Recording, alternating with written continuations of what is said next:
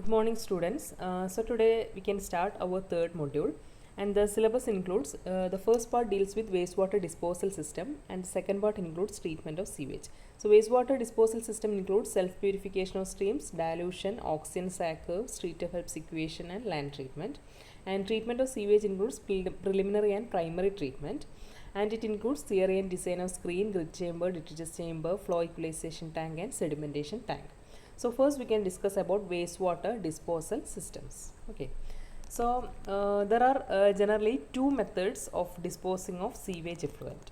Okay, that is we are disposing the wastewater generally by two methods. First is dilution, second is disposal on land.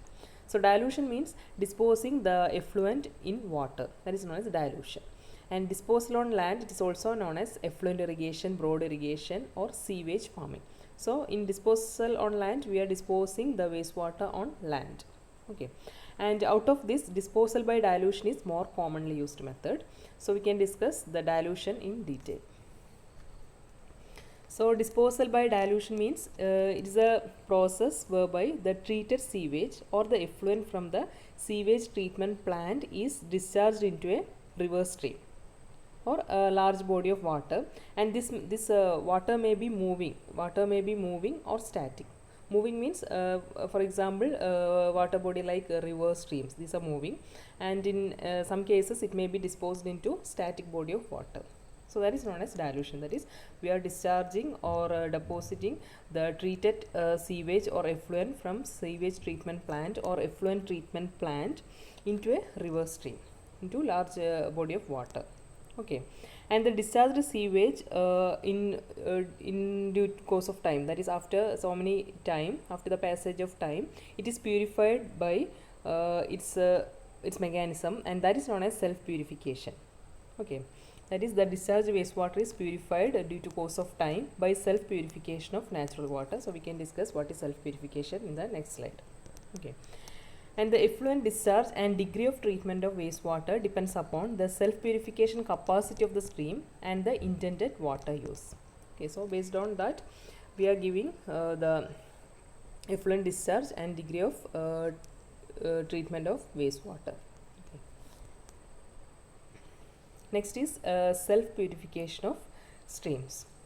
That is, when we are disposing wastewater, that is when wastewater is discharged into a river stream, the BOD will increase. That is, biological oxygen demand of that river stream will increase initially. Okay, so when BOD increase, what will happen? That is, dissolved oxygen level will start falling. But as the river water travels further, the BOD gradually reduces. That is, biological oxygen demand reduces. So when BOD reduces, dissolved oxygen increases, and it will reaches its saturation level. That is, when dissolved oxygen increases, river gets purified on its own.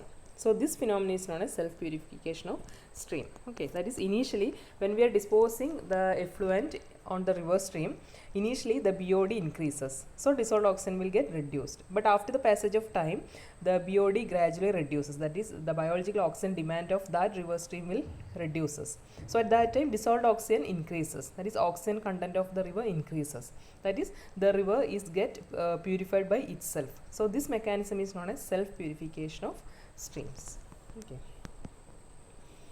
And condition favoring dilution, that is, at what situations we are depending on this dilution method. That is, when wastewater is quite fresh. If the wastewater is somewhat fresh, we can dilute or we can dispose this wastewater on river stream. Okay, so at that case we are adopting dilution method.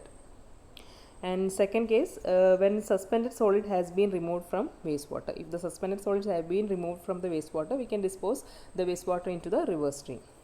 And the volume of receiving body is more than the wastewater discharge. That is, if the volume of the receiving body, that is, if the volume of the river or the volume of the water on the river is very much high, we can dispose the wastewater in the river without any effect on human beings. And dilution water having high dissolved oxygen to satisfy BOD of wastewater. That is, if the dilution water has high dissolved oxygen, that is, if the oxygen content is very high, we can adopt this method so that the BOD of the wastewater will be satisfied, because there is so much amount of dissolved oxygen in that river stream. So we can adopt dilution method.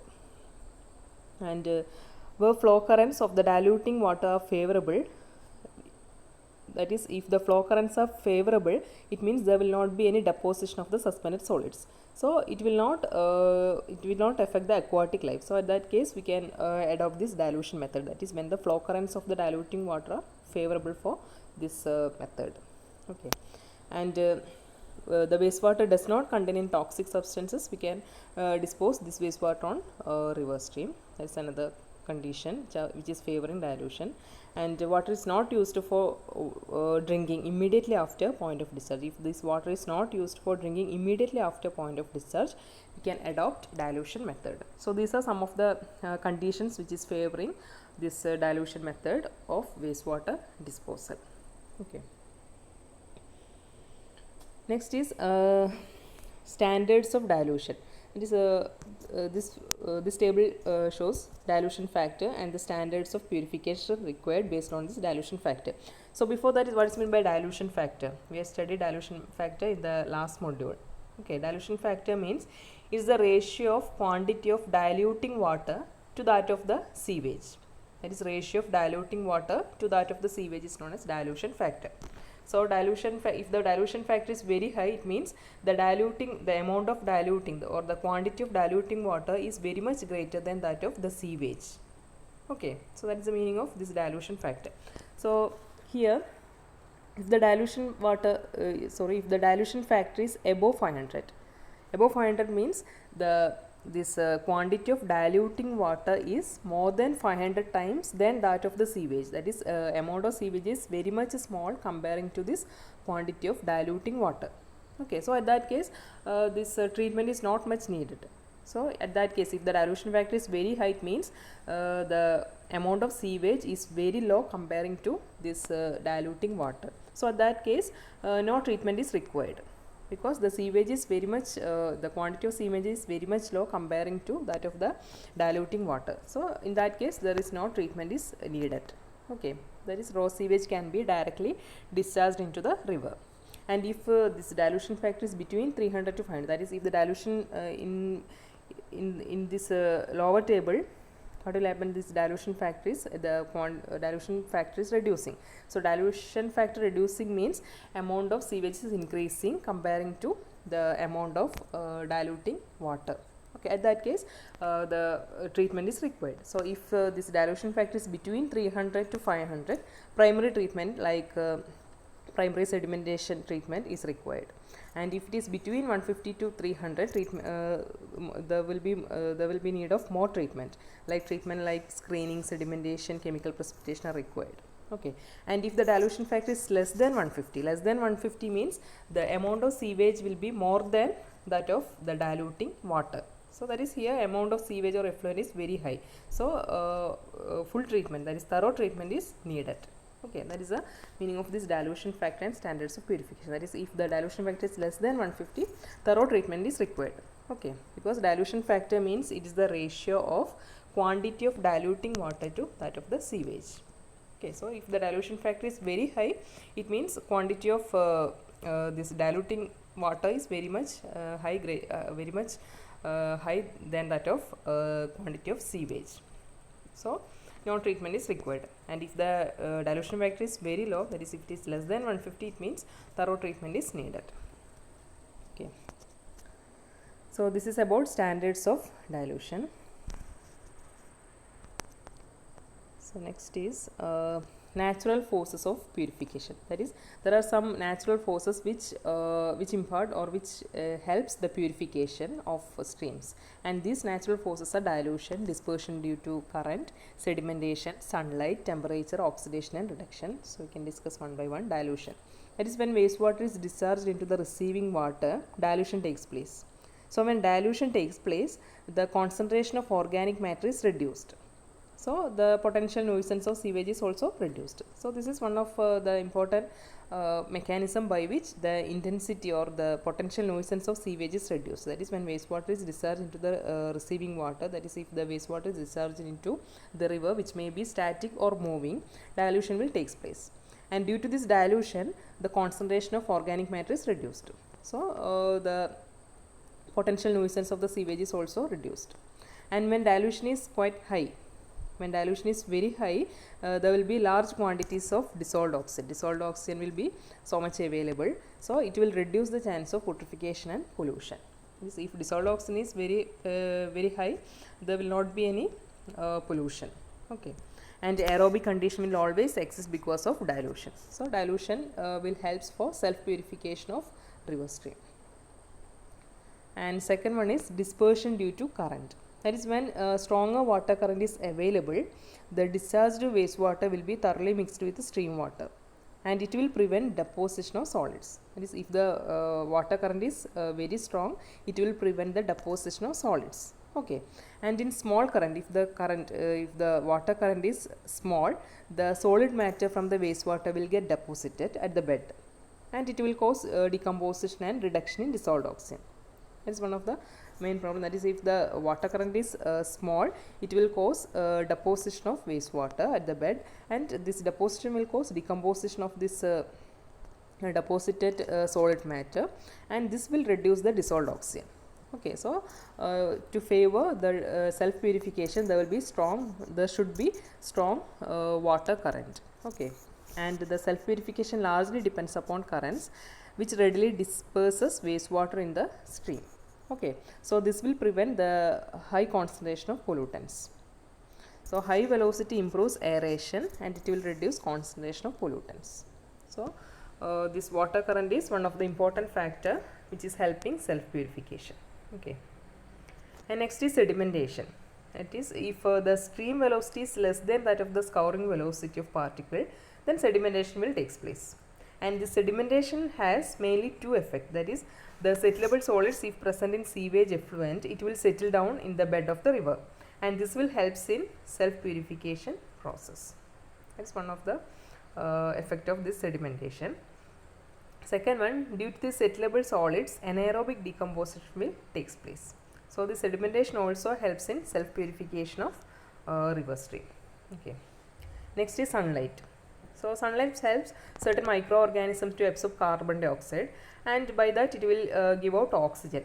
So it will result in self purification. That is, if there is more amount of oxygen, pollution will get reduced and self purification improves. Okay, so sunlight will help certain microorganism to absorb carbon dioxide and release oxygen. So it will helps in self purification. And also the sunlight acts as a disinfectant, and also the sunlight stimulates growth of algae. So growth of algae means it will produce oxygen during photosynthesis. Okay, also oxygen content also increases if there is growth of algae.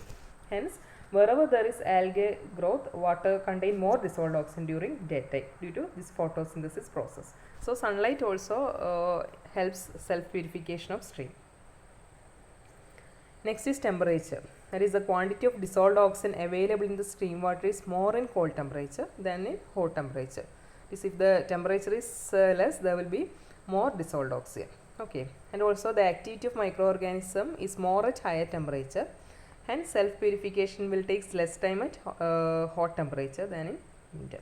So this is a temperature also affect the self purification of streams. Next is oxidation. That is, the organic matter present in wastewater is oxidized by aerobic bacteria, and it will release the oxygen. So utilizing dissolved oxygen of the natural water. Using the dissolved oxygen of natural water, the organic matter in the wastewater is oxidized. There will be oxidation process, and this process continues till complete oxidation of organic matter takes place. Using the dissolved oxygen of natural stream, the complete oxidation process will takes place. And the stream which is capable of absorbing more oxygen through re-aeration, it can purify heavily polluted water in very short period. Okay, so this is another process which improves the self purification. Next is reduction. Reduction occurs in the stream due to hydrolysis of organic matter, and this organic matter may be settled at bottom either biologically or chemically, and the hydrolysis of organic matter results in reduction. Okay, and anaerobic bacteria will split the organic matter into liquids and gases, and thus paving the way for the ultimate stabilization by oxidation. So ultimately it will be stabilized by oxidation, and anaerobic bacteria will split the organic matter into liquids and gases. So this reduction process also improves the self purification of river streams. So the natural forces which helps in purification of river stream are dilution, dispersion due to current, sedimentation, sunlight, temperature, oxidation and reduction. Okay. So in the next class we can discuss about zones of river. Okay. Thank you.